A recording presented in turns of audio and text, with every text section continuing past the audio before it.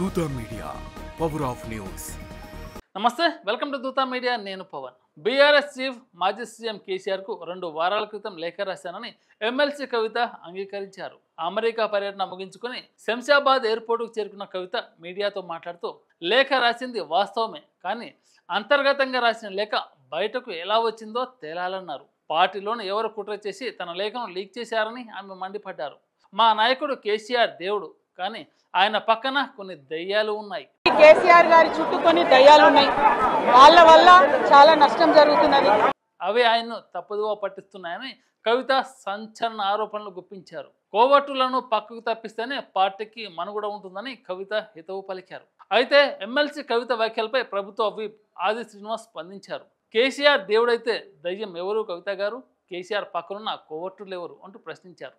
సొంత తండ్రితో కలిసి మాట్లాడకుండా లేఖ ఎందుకు రాశారు? ఫామ్ హౌస్లోకి మీకు ప్రవేశం లేదా? బీఆర్ఎస్లో మీపై కుట్ర చేస్తుంది ఎవరు?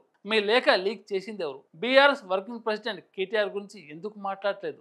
ఇంత జరుగుతున్నా మీ ఫ్యామిలీ మీకెందుకు అండగా నిలబడడం లేదు? మీ లేఖ నకిలీదని మీ సొంత పత్రికలో రాయించింది ఎవరు? అమెరికా పర్యటన ముగించుకొని వచ్చిన మీకు ఎయిర్పోర్ట్లో స్వాగతం పలకడానికి బీఆర్ఎస్ నేతలు ఎందుకు రాలేదు అంటూ ఆది శ్రీనివాస్ కవితపై ప్రశ్నల వర్షం కురిపించారు.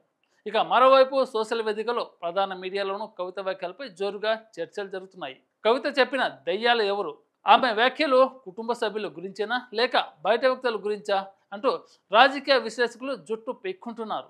ఇలాంటి లేటెస్ట్ అప్డేట్ కోసం దూతా మీడియాని సబ్స్క్రైబ్ చేసుకుని ఆదరించండి. Thank you.